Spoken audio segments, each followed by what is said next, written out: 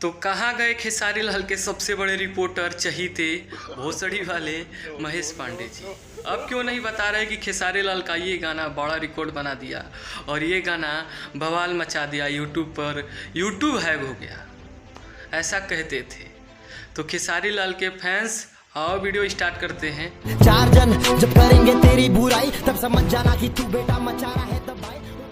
तो मैं बता दूं कि कल 2 दिन पहले यसी फिल्म पे गाना आया था ट्रेंडिंग स्टार खेसारी लाल के, एगो दिल एगो हमार दिल, जो 2 दिन पहले आया था।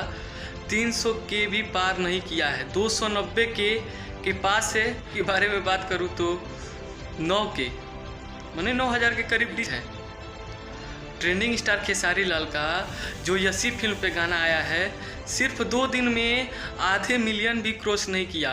वहीं पे पावर स्टार पवन सिंह का जो गाना आया है, एक दिन में 700 के पार कर दी। 700 के यानी 6 से 64 के उस पर व्यू है और 700 के हो गया है, जल्दी अपडेट हो जाएगा। और लाइक के बारे में बात करूं तो 4 गुना अधिक लाइक है।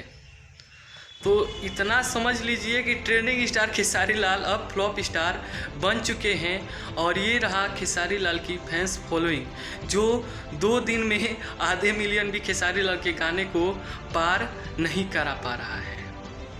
तो इतना समझ लीजिए, जब ये रणुआ भणुआ ट्रेंडिंग स्टार खेसारी लाल के रिपोर्टर बनेंगे तो खेसारी लाल का औकात यही हो।